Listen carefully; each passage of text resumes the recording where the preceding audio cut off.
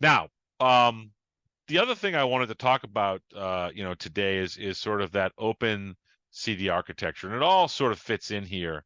And when you think about sort of how you want to consider constructing, sort of an end-to-end solution, right? Because I think there's so many things out there, and so many tools out there, and so much that really sort of talks about, sort of what the end result is going to be, or they're on the opposite end of the spectrum where they're talking about what the point products results are going to be. I wanted to spend a little time talking about this, and sort of the integration life cycle in sort of an OpenCD platform. But when I say OpenCD platform, for us here at ASPM, we're talking about Spinnaker, we're talking about Argo, we could be talking about Flux, sort of all those open source projects that allow you to go ahead and do that. Now, mind you, our solution from ASPM is actually CD independent, but so many of our customers are in sort of that open stack or that open CD stack that we feel compelled to make sure that we are continuing to talk about that. But here, what I've attempted to do with this particular slide here is outline sort of where all of those integration points for a solid ASPM practice would need to be, right? So, it can go from malicious or bad code via static code analysis. It's, compromising a source code repository, or, sort of injecting or inheriting bad, dependencies, all the way through to, sort of the CI/CD, or bypassing your CD or your CI process to inject a bad artifact, or add layers to that artifact that go undetected. And then ultimately, when it gets to deployment time, I want to look at, what type of changes is this Terraform script going to make? How are my pods configured to run? Am I looking at things like sys benchmarks to make sure that I'm locked down there?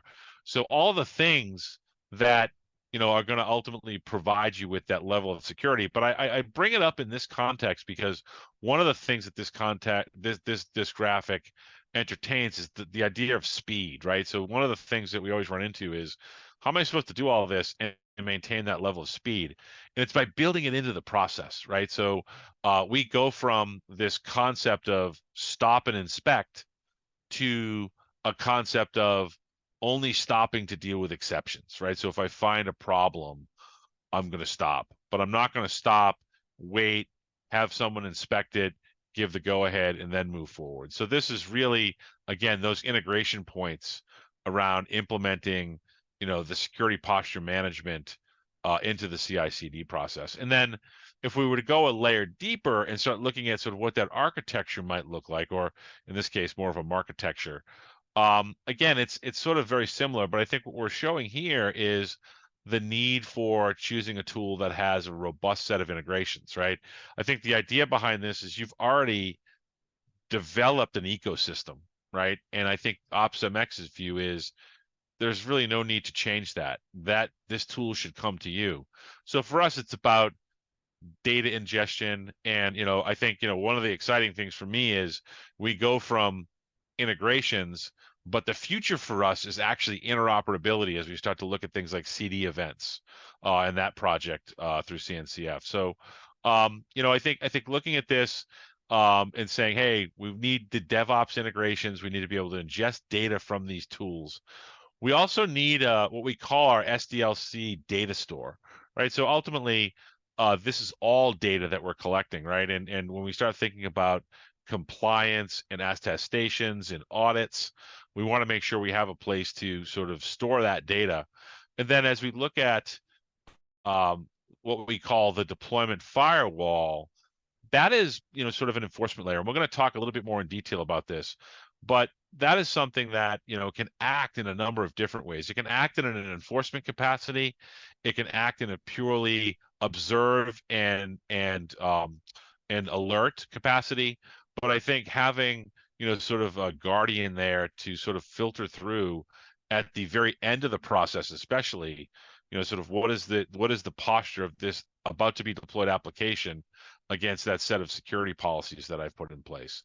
And then ultimately, if you go all the way to the right, sort of the post-deployment processes that ASPM is responsible for, which is, a delivery bill of materials that's much different than a software bill of materials, but an actual delivery bill of materials, an audit report, a compliance report, all the things that you need to be able to prove to an auditor that you're doing what you said you were going to do during the certification process. And then I'll just build this out. This is kind of, again, that OpenCD context, right? So for us, our offerings line up with secure delivery. We also offer delivery intelligence, and then ultimately visibility and insights. And there's so much crossover between those modules and sort of what we're doing around security. Again, we're experts in Spinnaker and Argo. We've got expertise on board, and some of the original contributors to, or the original authors of the Spinnaker project.